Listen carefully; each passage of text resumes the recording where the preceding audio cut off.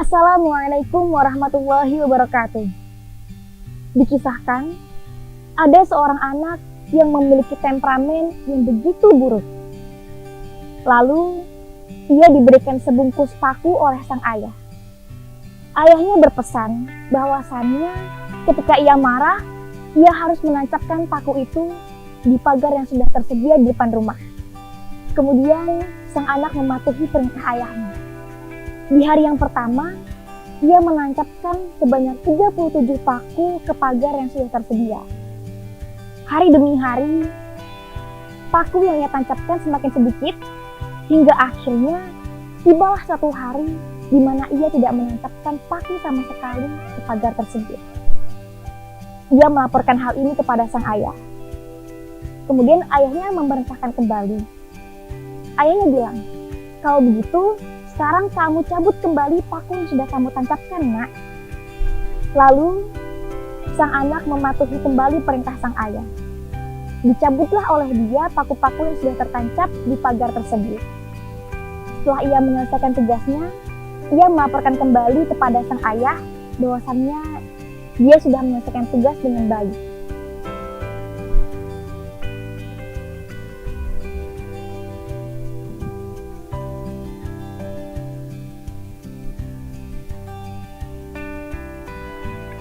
Kemudian, ayahnya mengajak dia untuk keluar melihat pagar yang ada di depan rumahnya itu. Ayahnya berkata, "Bagus, nak, kamu sudah melaksanakan tugasmu dengan baik. Kamu juga sudah bisa mengontrol emosimu dengan baik. Tapi, coba kamu perhatikan bekas lubang yang ada di pagar ini." Kemudian sang anak diam, nggak paham dia. Sang ayah bilang, sembari menjelaskan, "Lubang paku ini seperti amarah yang kamu lontarkan kepada orang lainnya.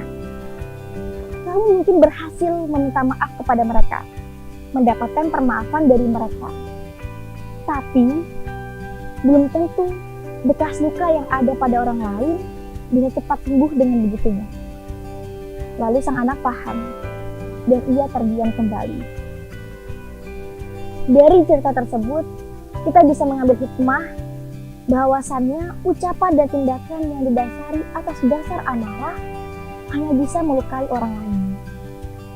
Bukan bagaimana kita bisa mendapatkan maaf mereka, tapi bagaimana kita bisa menjaga omongan kita supaya tidak melukai orang lain.